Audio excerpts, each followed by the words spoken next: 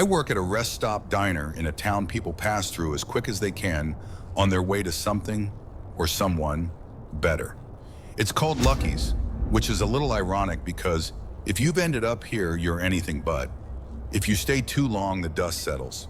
Working at Lucky's, you never see the same license plates twice, or faces for that matter.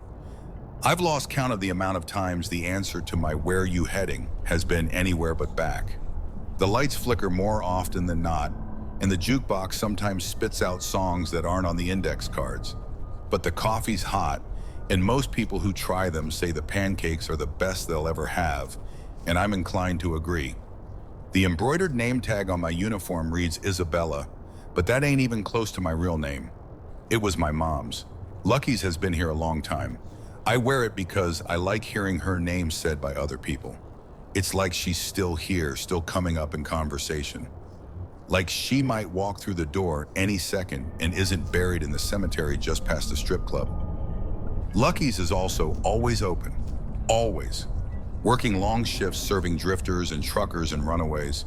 Those who have become impermanent out on the highways, you get to know how to read people pretty quick. When you move around that much, always on the road, you leave parts of yourself behind sometimes. Lost between the miles. Sometimes people are just driving because there's nothing else left to do. Working at Lucky's, I've seen all sorts of lost things. I once saw a man hit a deer with his truck and pull over to bury it in the red dirt, digging as the sun went down, tears a steady flow down his face as he fought the ground to cover up what he had done. I once had a man I recognized from the news leave me a blood-stained 20 as a tip, sad-eyed in a denim jacket that barely hid the gun taped to his ribs. I once saw a one-armed girl no more than 16 stand up on the roof of her car and sing until a coyote came and sat in front of the hood, howling along.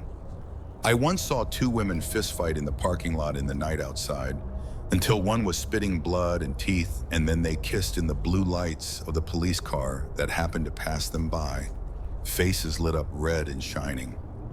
I've seen the highway on fire, lines of flames between tires as the asphalt set itself alight in the heat. I've seen roadside baptisms, preacher pulled up with a van in a kiddie pool. I've seen things walking out in the desert just beyond reach of the neon sign for the motel that don't look quite like people, shifting out in the blue night. I met a woman who showed me a photograph of the place she was buried. I often meet people who you talk with a while until their faces start to flicker. Can't quite hold up the pretense that long.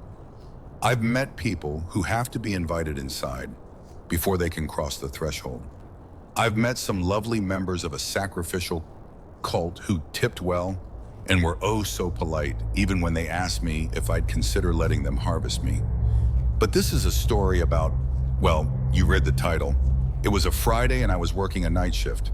I prefer nights because when I drive home, I can pretend for a while that I'm going to follow the taillights of the car in front until I leave everything in my rear view mirror, until it gets light and the desert changes to ocean. Like if I rolled my windows all the way down, I'd taste salt on the air. That, and I'm one of the only waitresses, shall we say, qualified to deal with the night customers. Besides, tips are always better when the moon is out. We only have 3 true regulars in Lucky's, and only 2 had showed so far.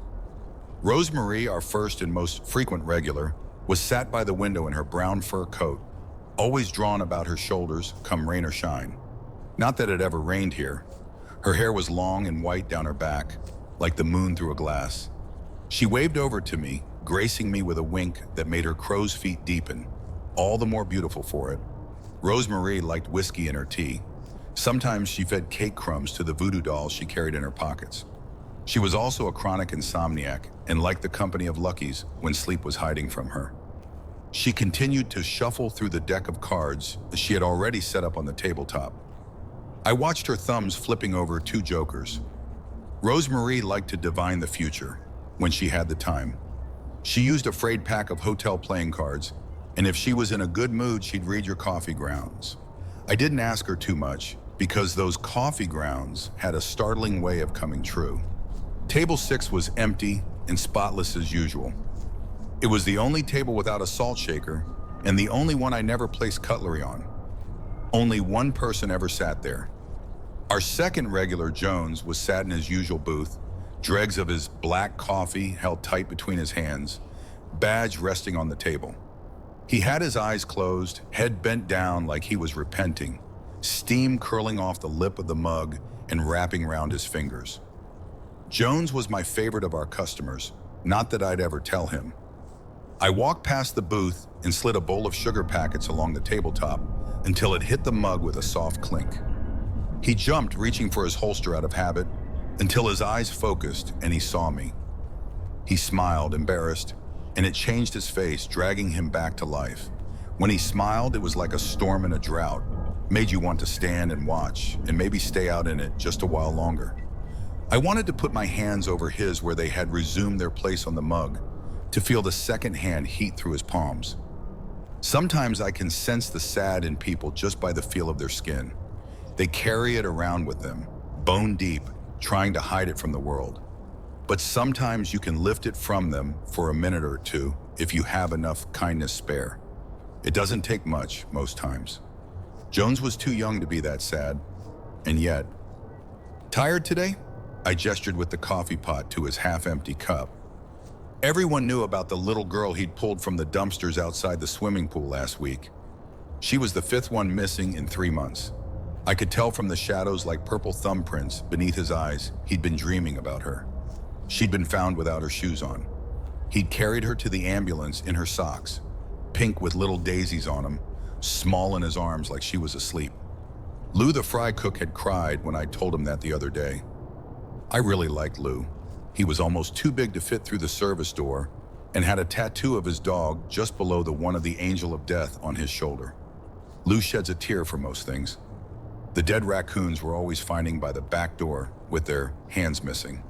Whenever there's a new missing poster plastered over the cracked glass of the phone booth in the parking lot. Every time he hears "I will forever hate roses" when it decides to pop up on the jukebox. Big guy, bigger heart. Always tired, Jones said as I poured. Another girl had gone missing yesterday. As I poured, I made sure to brush his thumb where it rested on the cup handle with the inside of my wrist, lifting out that sadness as far as I could. He smiled up at me, Shamai, and I smiled back before I could stop myself. I walked on to the next booth, 2 truckers with faces that had seen too much sun. One was showing the other the photos of his new baby in his wallet. He had tobacco-stained teeth, a scab on his cheek, and wind-chapped lips, and his smile was the most beautiful damn thing as he talked about his kid. Lit up like Christmas morning. He showed me too as I refilled his coffee, and I stayed and talked to them a while. The other trucker, with gold-backed teeth, told me how he'd used to drive pigs, but couldn't handle the guilt when he handed them over to the slaughterhouse. Said he'd look right into their pink faces through the slats, and their eyes looked right back, bright and pleading, like they knew what he'd done. Said he still dreamt about them. Now he drove freezers of seafood, specialty deliveries for fancy hotels. He'd never seen the ocean. Lou slammed the bell from the depths of the kitchen, and I got back to work, taking orders from a woman with a Labrador who ordered hot dogs for them both, and 3 teenage boys in their blood-stained varsity jackets in the corner, who had $10 between them and asked for as many waffles as they could get. They often came in on full moons, leaving their bikes chained up in the parking lot. They were always hunting something, with their baseball bats, backpacks filled with bullets, and their daddy's guns. But they were nice kids, so I always gave them extra scoops of ice cream. Besides, I knew they needed the energy because when they were hunting, they had to run fast, real fast. There used to be 4 of them. I cleared the table from the 2 women at the next booth on my way back. They looked to be twins, both dressed in long silk skirts and hiking boots, red hair piled up messy on top of their heads. Neither acknowledged me, not out of rudeness, but because they were too preoccupied, packing up their bags, overspilling with maps and notebooks. I spied a roll of duct tape and a bottle of vodka in there too, along with some steaks and crucifixes. They were deep in conversation, waving their hands, and I caught a little of it as I stacked their empty glasses, lipsticked around the rims. "I know where I buried him, Sylvia." "You don't know jack shit. We dug for hours and..." My mom always taught me eavesdropping was rude, so I left them to it and headed into the kitchen. but I got the sense that wherever they had left, whoever he was, he certainly wasn't there no more. I felt like telling them, but like my mom said, it's not polite to listen to other people's conversations. You never know what you'll wish you hadn't heard. Lou was dancing to the radio, swaying his hips to Sugar Hill as Dolly sang down the wires. He waved at me with the spatula he was using as a microphone. Carlos handed me a plate of pancakes. Carlos had worked here so long he'd known my mom and was the only one who knew my real name. He sometimes came with me on the weekends to change the flowers on her grave. He always brought her desert flowers, growing from the same earth she was. Carlos was also the only one who knew the recipe for the Lucky's pancakes, and the only one that could cook them right. On days when he wasn't working, we had no pancakes. Simple as, that was just the way it went. I'd learned that the hard way, but that's another story. Along with the pancakes came a warning. He's back. He gestured through the doors. Table 6. Our final regular had showed. It had been a while since he'd been around. I hadn't even seen him come in, but that wasn't unusual. He moved in mysterious ways. I raised an eyebrow. Shit. Carlos raised one back. Oh shit. He tossed me the salt with a grimace, and I filled the pockets of my apron. Lou banged around in one of the staff lockers for a moment until he emerged triumphant, waving a Bible that had definitely seen better days. He placed it on the counter next to the syrup jugs and flipped to a random page. We leant over his huge shoulders to read what it said. Keep far from a false charge, and do not kill the innocent and righteous, for I will not acquit the wicked. Lou shrugged and patted me on the shoulder. I don't get paid enough for this shit. I took the pancakes to table 6, which had been empty the last time I'd looked. It was now very much occupied. The man sat at table 6 was smiling as I walked over. If you could call it a smile, it was more like rictus, lips straining deep red at the corners of his face. His eyes kept darting from side to side, too fast to count, like his pupils couldn't make up their mind where they should be. His hands shook as I got closer, hovering like flies on a carcass.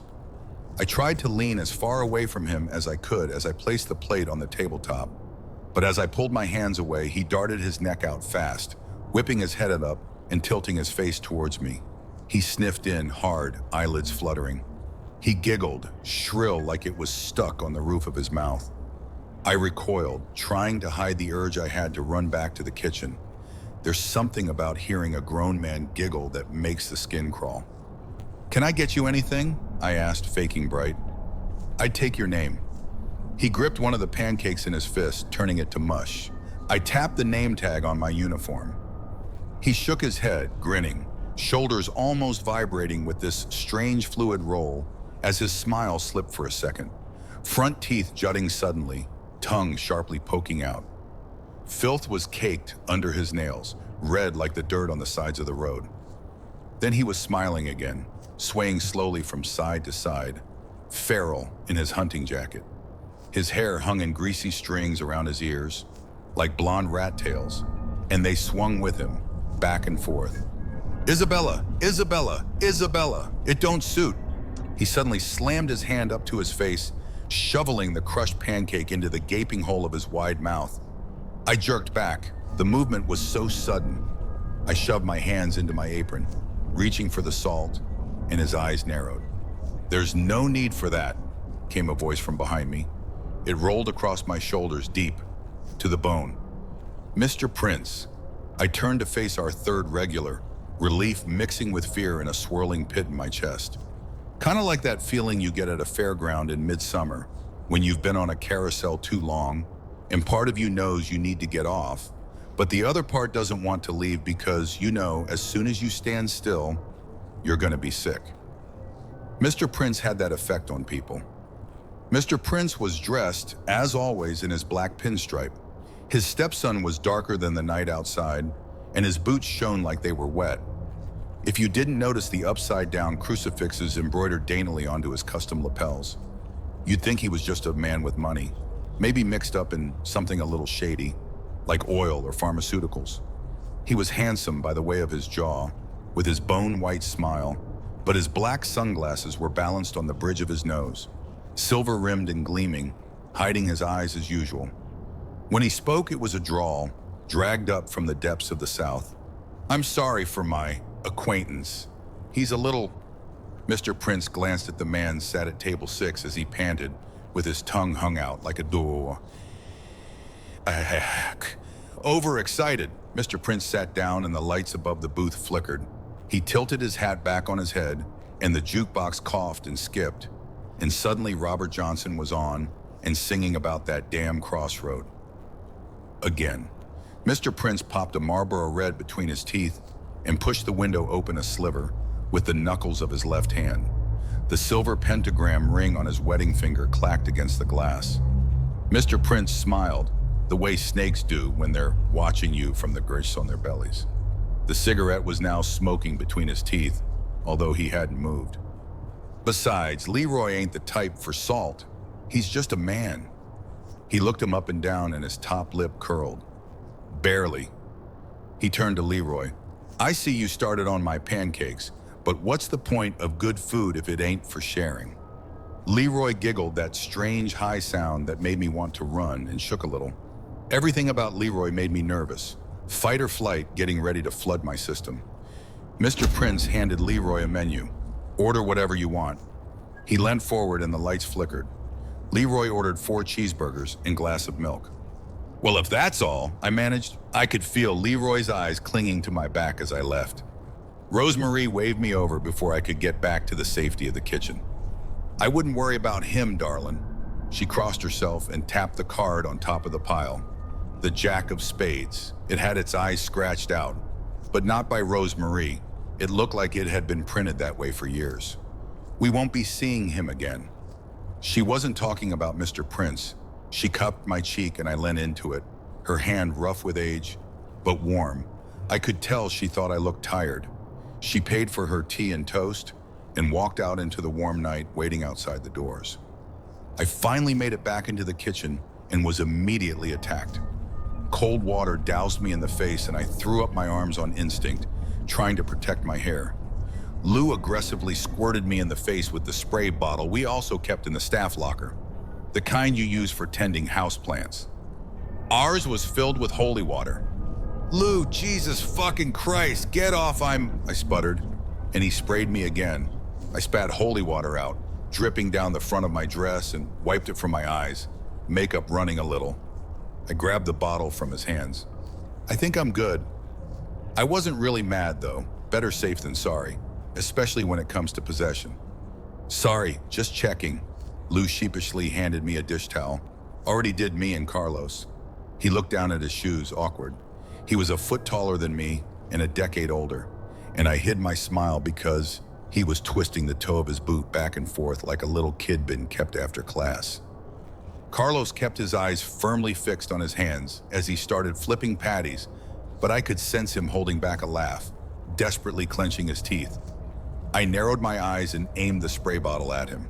Maybe you need some more, I threatened. Lou snorted, and then Carlos was laughing, and I was too, and that heavy feeling that had hovered over us since Mr. Prince had walked in lifted. Sometimes when things get too dark, all you can do is laugh. Mom always said that when shit gets rough, you can either choose to laugh or cry. I never saw my mother cry. It was coming up on 3 in the morning as I took the burgers back to table 6. Leroy visibly drooled and clapped his hands as I walked over. I put the plate in front of him as quick as I could, but as I pulled back, his head darted forward and he licked the inside of my wrist. His tongue was long and wet against my pulse. I recoiled like I'd been bitten, and he laughed, shrill and manic. You taste better than they will, he said, grinning and gesturing to the burgers. Mr. Prince watched this unfold, calm and unreadable, like the sky before summer lighting burns down a tree. I frantically wiped my arm on my apron, but I could still feel that tongue on my skin, as if I'd left my hand in his mouth. I fought off the tears that suddenly burned at the corners of my eyes, because something told me Leroy would enjoy them just a little too much. I shuddered and cleared Mr. Prince's plate. Tell Carlos the pancakes were good as hell, he said from behind his sunglasses. Then he chuckled, low and raspy, as if something he'd said was funny. He popped another Marlboro between his teeth, and it started to glow as Leroy shoveled meat down his throat. I tried not to gag as I watched it clog beneath his long nails. I walked by Jones on my way back. He waved me over, eyes creased with worry. He ran a hand over his face as if he was trying to wipe all the bad things away. "Is he bothering you?" He gestured over to Leroy, who was rocking back and forth drinking his milk. Jones suddenly looked so tired, uniform creased as his face, looking 50 instead of his 22. "Nothing I can't handle?" I shook my head and thought about Rosemary. "We won't be seeing him again." It felt like hours waiting for Leroy to finish. I took the order of a man with a butterfly tattooed on his neck and some truckers pouring Jim Beam into their coffee. They asked me for an extra cup, which they placed at the empty seat on their table. For absent friends, they said. I cleaned down the countertop, restocked the sugar packets, and took out the trash, ignoring the man in the rabbit mask that often waits out by the dumpsters. As long as you don't look at him, he doesn't bother you. I refilled coffee cups and took the orders of the large group of biker girls that came in, leather-clad and road-weary.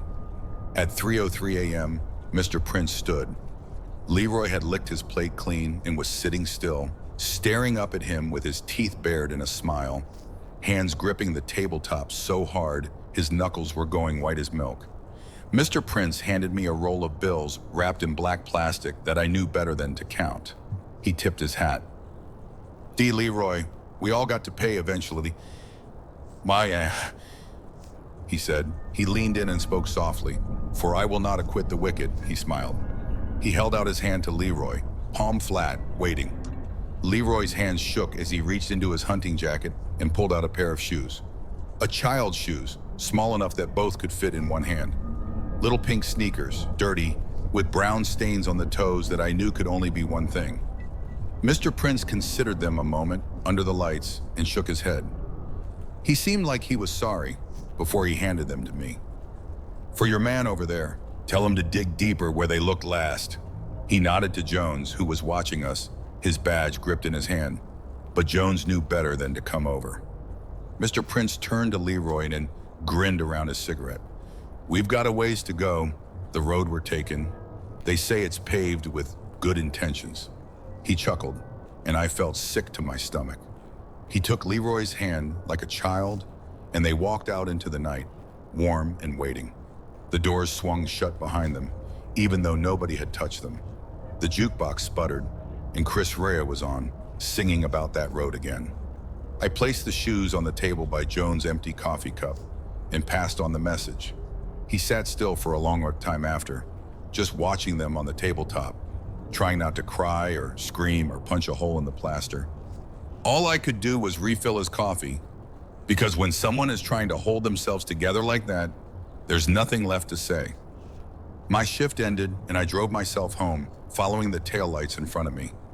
I knew when I woke up it would be dark and it would be time for my next shift. But for now, I just drove, dreaming about the ocean and watching the sun come up, like it always does, despite everything.